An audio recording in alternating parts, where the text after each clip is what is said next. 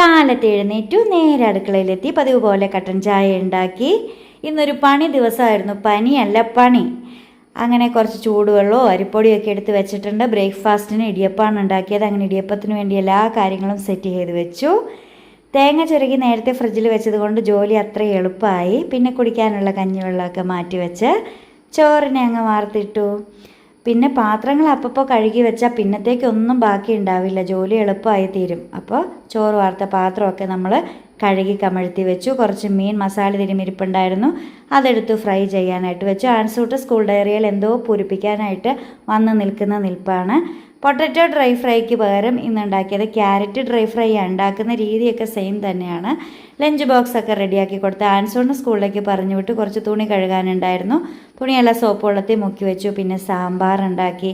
അതിൻ്റെ ഇടയ്ക്ക് അമ്മച്ചി അടുക്കളയിലൊന്ന് വന്നു പോയിട്ടുണ്ടായിരുന്നു. പിന്നെ വാഴച്ചുണ്ട് തോരനാണ് ഉണ്ടാക്കിയത്. ഇടിയപ്പം ഇവിടെ റെഡി ആയിട്ടുണ്ട്.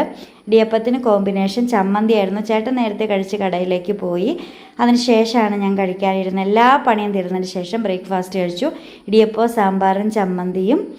പിന്നെയാണ് ഞാൻ തുണി അലക്കാനായിട്ട് ഇറങ്ങിയത്. നല്ല മഴയായിരുന്നു, എന്നാലും തലയിൽ ഷിമ്മിക്കൂടൊക്കെ കെട്ടി കവർ ചെയ്താണ് അലക്കാൻ ഇറങ്ങിയത്. അതിനുശേഷം വീടും ഒന്ന് കഴുകിയിട്ടു. അങ്ങനെ ഇന്ന് മുഴുവൻ പണിയായിരുന്നു പണി. അപ്പം ടാറ്റാ.